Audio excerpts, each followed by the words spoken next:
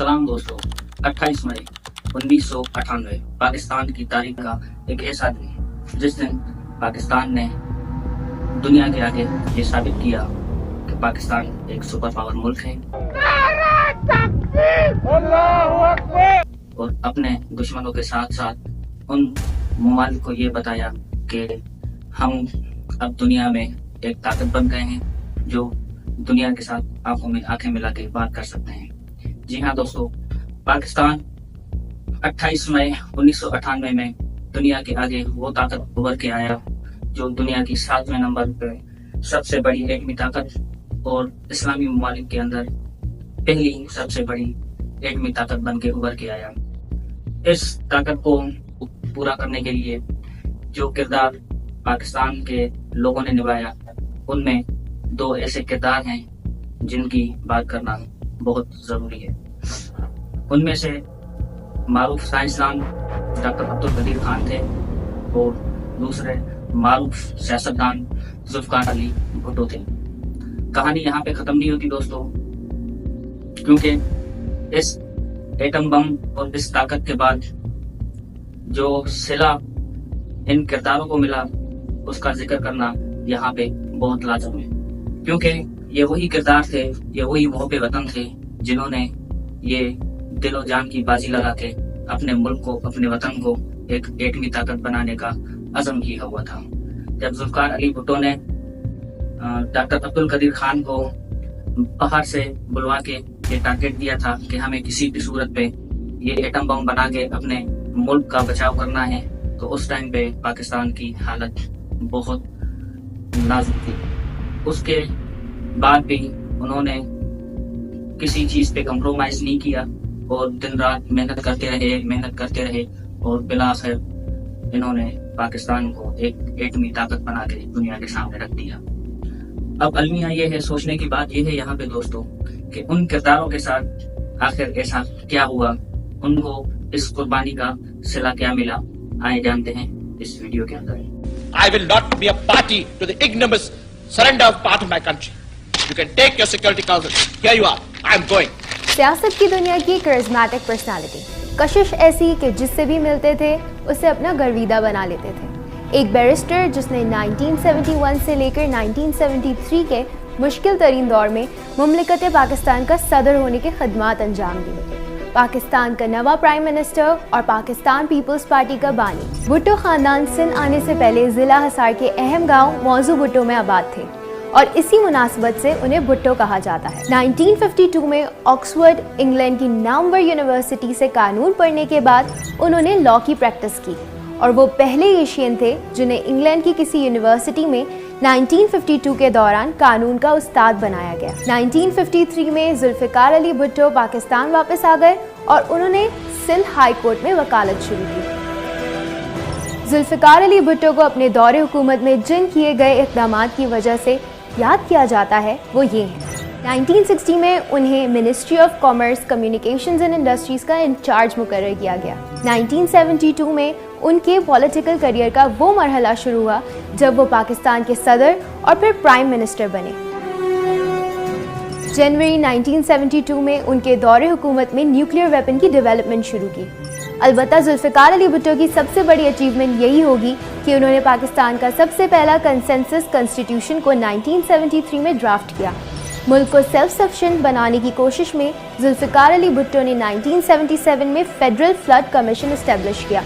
रावलपिंडी में अपने death cell से जुल्फिकार अली भुट्टो ने एक मारूफ किताब भी लिखी जिसे आई एम असैसिनेटेड के नाम से जाना जाता है। उनके पॉलिटिकल फेज का आखिरी और सबसे अहम मरहला जुलाई 1977 में शुरू हुआ था, जिसमें ज़िया ने भुट्टो को एक फौजी बगावत में मौजूल किया और 5 जुलाई 1977 में मार्शल लॉ का ऐलान किया। भुट्टो पर सुप्रीम कोर्ट में कंट्रोवर्शियल तौर पर मुकदमा चला और अप्रैल 4, 1979 जुल्फिकार अली भुट्टो को अपोजिशन लीडर अहमद रजा के मर्डर केस में गिल्टी मानते हुए फांसी दी गई और उसी दिन सब ने जुल्फिकार अली भुट्टो को हमेशा के लिए खुदा हाफिज कह दिया।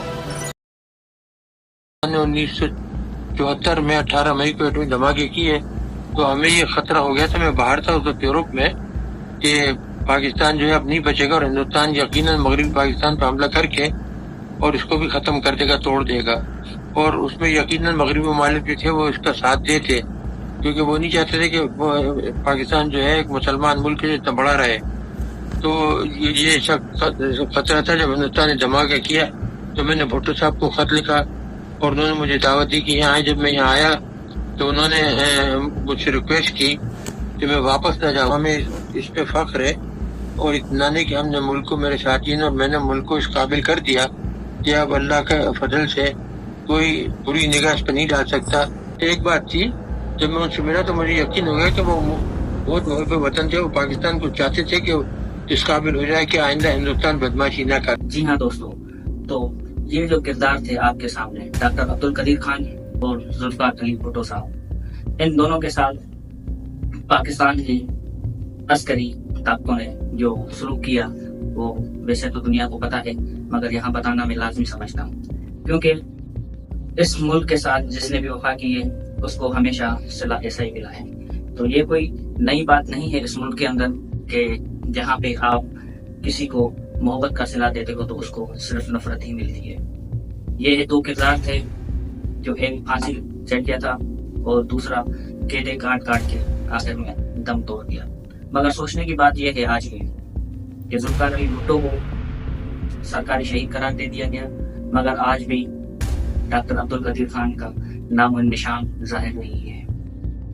جب 28 مئی 1998 میں یہ تجربہ کیا گیا بلوچستان کے اندر، تو اس time prime minister of Pakistan Muhammad Mian Nawaz شریف تھے. ایٹم بم بنانے کی کوششیں جاری تھی. تو اس ٹائم پہ اب کا آرمی چیف جو تھے ضیاء الحق صاحب، وہ ڈاکٹر عبدالقدیر خان کو بہت اپریشیٹ کرتے تھے. انہوں نے یہ ایٹم بم بنانے کا پلان تب بنایا جب انڈیا نے 1971 کے اندر ایٹم بم بنا کے دنیا کو بتایا کہ ہم ایک سپر پاور ملک ہیں، اور پاکستان کو انڈیا سے بہت خطرہ ہونے کی وجہ سے انہوں نے انتھک محنت کر کے پاکستان کو یہ دن دیا، اور آج پاکستان سپر پاور ملک ہے. مگر اس کے بعد ہوتا کیا ہے، ان کے ساتھ اتنی عبرتناک سزائیں، ان کو اتنی عبرتناک سزائیں کیوں جاتی ہیں؟ اس ملک کے لیے ذوالفقار علی بھٹو کی جو قربانیاں تھیں وہ آپ کے سامنے ہیں. ان دونوں کرداروں کو عسکری طاقتوں اور عسکری جرنیلز کے ساتھ جو ہے وہ نہ بننے کی سزائیں ملی. ذوالفقار علی بھٹو کو پھانسی لگوانے کا کردار جو ادا کیا وہ تھے جنرل ضیاء الحق. انہوں نے ذوالفقار علی بھٹو کے اوپر ایک قتل کا کیس ڈلوا کے ان کو جیل میں قید کروایا، اور اس کے بعد سپریم کورٹ آف پاکستان نے ان کو پھانسی کی سزا دے دی، جو 4 اپریل کو پھانسی دے کر ان کو موت کے گھاٹ اتار دیا گیا. اس کے بعد ایک ایسا ہی ڈکٹیٹر پاکستان کی تاریخ کے اوپر مسلط کیا گیا، اس کا نام تھا جنرل پرویز مشرف. اگر ان کی تاریخ دیکھی جائے تو ان کی تاریخ میں قتل و غارت کے علاوہ پاکستان کے اندر کچھ بھی نہیں رہا. بلوچستان کے اندر انہوں نے اتنے ظلم ڈھائے کہ بلوچستان کے سابقہ وزیر اعلیٰ نواب اکبر خان بھوٹی کو انہوں نے موت کی گھاٹ اتار دیا. ان کو راکٹ فائر کر کے ان کے ٹھکانے پہ جو غار کے اندر تھے وہاں پہ ان کو شہید کر دیا گیا. اس کے بعد یہ وہ شخص تھے جو 9 مئی کے واقعے میں ملوث تھے، جنہوں نے پاکستان کے اندر صدارت ہوتے ہوئے ایک پروگرام میں 9 مئی کے واقعے کے بعد یہ بتایا تھا قوم کو کہ آپ نے عوام کی طاقت دیکھی ہے. حالانکہ وہ عوام کی طاقت نہیں تھی. انہوں نے ایک تنظیم کو کراچی کے اندر کھلی چھوٹ دی ہوئی تھی کہ آپ لوٹر کے اوپر سرعام قتل عام کرو، آپ کو کوئی ادارہ روکنے ٹوکنے والا نہیں ہوگا. 12 مئی پاکستان کی تاریخ کے اندر ایک سیاہ دن ہے جو کسی سے کبھی بھی نہیں بھولا جائے گا. اس کے بعد جب بے نظیر بھٹو صاحبہ اپنے وطن کو واپسی آتی ہیں تو ان کے اوپر قاتلانہ حملہ ہوتا ہے. ہزاروں لوگ اس دور کے اندر شہید ہوتے ہیں. وہ محترمہ کے کنٹینر کے اوپر دھماکہ ہو، 12 مئی کا واقعہ ہو، بلوچستان میں واقعہ ہو یا لال مسجد کا واقعہ ہو، یہ ڈکٹیٹر صرف خون کی ہولی کھیلتا رہا. جب وہاں اس کا تختہ الٹا گیا تو وہ ڈکٹیٹر یہاں سے بھاگ کے दुबई में मकीम हो जाता है एक बीमारी के बहाने से। जबकि ये जो दो किरदार थे, जुल्फ़िकार अली भुट्टो और डॉक्टर अब्दुल कदीर खान, वो कभी भी अपने मुल्क को छोड़ के नहीं गए। उन्होंने जो हिसाब देना था आखिर मौत तक यहाँ पे हिसाब दिया, और उनको बदले में कोई एजाज नहीं मिला, कुछ नहीं मिला, सिर्फ उनको मिली तो मौत।